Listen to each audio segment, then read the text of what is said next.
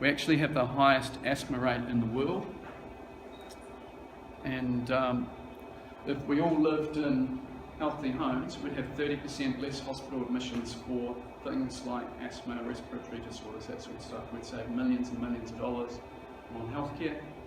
That's not just me saying that, that's sound, widely accepted research which has been done by you good people here at Otago University. So it's a health issue as well as a financial issue. It's not a technical issue, it's not an engineering issue. We know how to build better buildings. It's just we don't know what we don't know. We don't have the awareness and we don't have the skills in our industry. So that's the good thing. So that's a 3D image of this house, the interior of this house, and this is what it looks like at the moment. So importantly here, there's an interior wrap on the wall, which is a vapor control wrap, which stops the moisture getting into the wall and makes the house airtight. So what is the superhome movement? It's not just about energy, and it's not just about sustainability. As you know, Passive House is about energy, Homestar is about energy plus a whole bunch of other environmental stuff and resource stuff like water and materials and all that, waste and stuff. So it's about design, it's about resilience, green energy. So design filters through everything. Design is fundamentally important and design matters deeply. So resilience, you know, there's no point in having a 10-star home with no power bill if it's going to be munted after an earthquake, or if it's going to get mouldy, or if it's going to let the rain in. So durability, weather tightness, longevity, is it going to stand the test of time? Green, it's widely accepted now that green environmental issues around building and resources are a real no-brainer, you know, and it's a financially positive situation to put a little bit more money into the building up front to have a much better, much lower running cost and ongoing cost of ownership. So design is really, you know, is the house going to be good technically? Is it going to be energy efficient and have a low power bill? The 10-star home has no power bill, by the way. So it's, you know, largely because of the design, but also there's a lot of solar panels and batteries. But you know, other than those technical things, is it just a delightful place to live? Is it somewhere where you would be proud to have people around for dinner and come home from work and say, great, I'm home, this is my sanctuary, I love it. So there's this psychological part of design as well as the technical part of design. So I wish this pointer worked. Superhome movement. So it's really about, like I said at the beginning, it's about how to get a better home for your money. It's not too expensive to do an energy efficient home. That's a myth. In fact, a lot of the things in the 10-star home are actually cheaper than conventional construction methodologies, and more energy efficient and stronger. We're just thinking about putting things together better. And in those homes, we were using largely locally available materials and just thinking about the details in a different way. So there's a website, that's it there. So there's Know How, which has got the good things that you need to be thinking about. You know, Homestar is another good website for sources of information about things you need to think about. And then there's an area, Know Who, and that's really important. So there's a tight network of the leading architects and designers and building companies and subbies and suppliers, and if someone's on the Superhome, a participant of the Superhome, and on the Superhome website, you can be rest assured that they're at the top of their game and they've got the right attitude and the right ethos, and they're thinking about how do we do better homes. So it's pretty simple really, but Most people aren't. They're just in it for the quick buck, smash, bash, give me the cash, where's the next job? As soon as they get on site, they want to be leaving. But we should be thinking about our end users and how to give them a better product. So one thing we did with the SUPERHOME movement, it started around about a year ago when we launched the 10-star home, and so in May this year we did a thing called the Exemplar Homes Tour. So we had 7 homes, not just those 2. It was supported by Christchurch City Council and others, and there were 7 homes, and they were all sort of different designs, and some of them architecturally better than others, to be honest, but all had some form of some good attributes in terms of their performance. Some are zero energy, and some have rainwater harvesting and grey water recycling and so forth. But all good, healthy homes, regardless of whether they're your cup of tea in terms of the aesthetics and what they look like. But that was hugely successful. There was 2,500 people came through the 10-star homes just in that was every weekend, Saturday, Sunday, 11 till 4, 4 weekends during the month of May. So there was just a constant stream of people going through there with very little publicity. So it's pretty much organic, word of mouth, Facebook, social media stuff.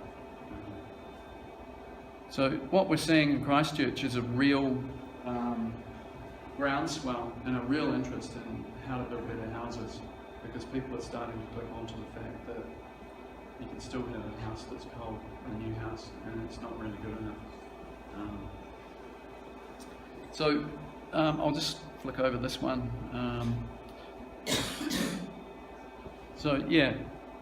I've already mentioned building code is 3 stars. It's working. Fantastic. So Auckland tried to, about now I'd normally say, well, Auckland tried to implement 6 as a minimum standard. They saw that as a good level, except about a couple of months ago it got kicked out of the unitary plan.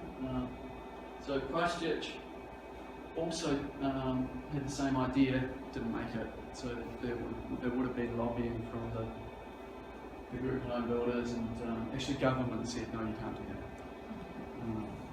So we think 6 to 10 is where things need to be.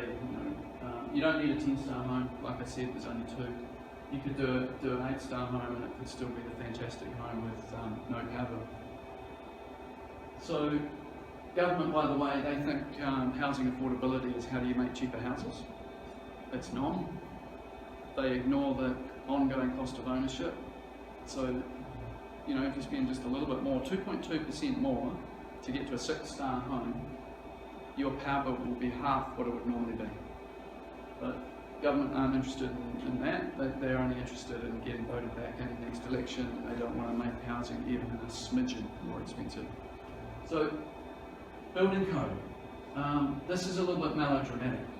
3. If you do less than 3, you're not going to jail. But I describe the building code as the worst possible house that you're legally allowed to build in New Zealand. And the thing about that is true. It's a level of protection. The thing about that is we're targeting 3. So, and it's not just the group home building companies that are building cheap box homes. It's right across the board. Architecturally designed homes, registered architects. They might be building sort of the big splash bling palaces, the multi-million-dollar homes, but they're still not very warm, and they're still not very energy efficient, and they're still not very healthy if you're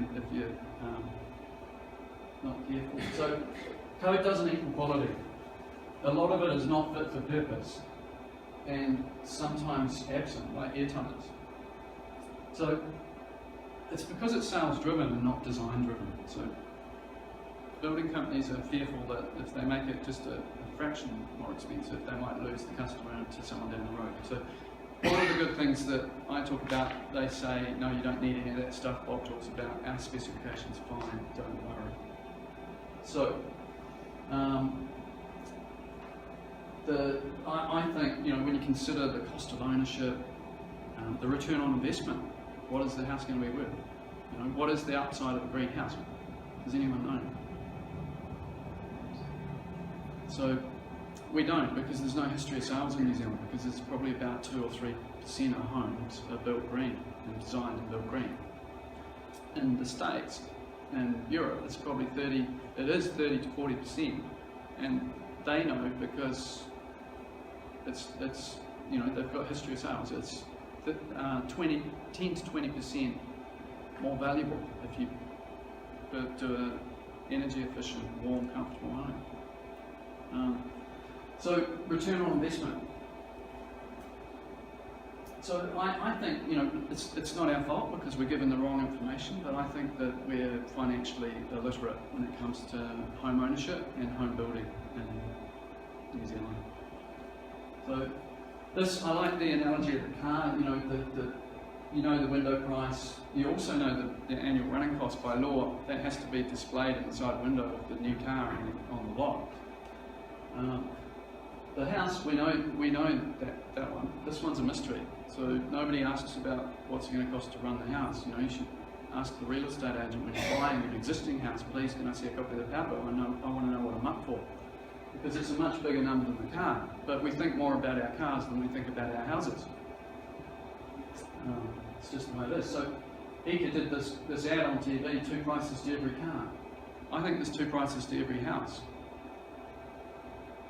But we don't think about that one. So here, human nature, we focus on the dollars, and I think that there's other issues that are bigger, but the health issue particularly. But so this is a little bit out of date, but this was research that was done for Auckland City Council when they were implementing 6-star as a minimum standard. So you can see here a 6-star level, 2.2% more.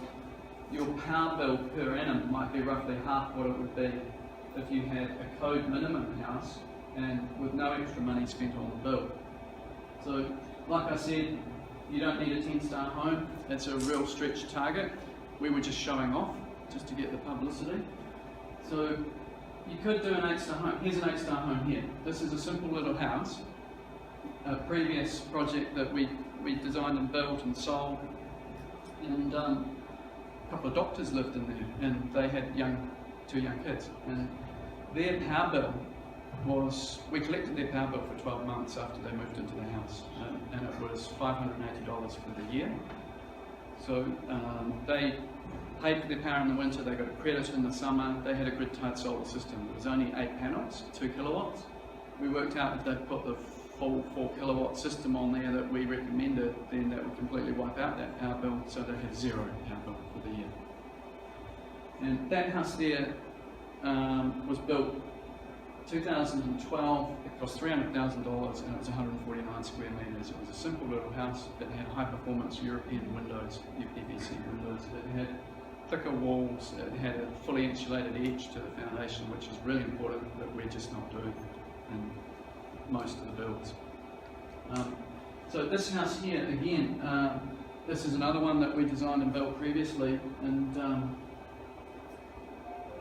2 doctors lived in this house too, and they had 3 kids. They had a young boy who had asthma. 2.5 months after moving into this house, totally cleared up, asthma attack stopped. So our houses are affecting our health, and they said this house here was the first. They were from overseas. They said this house was the first house in New Zealand that they'd lived in that was a warm house, and their power bill was $100 less than per month than what they were used to.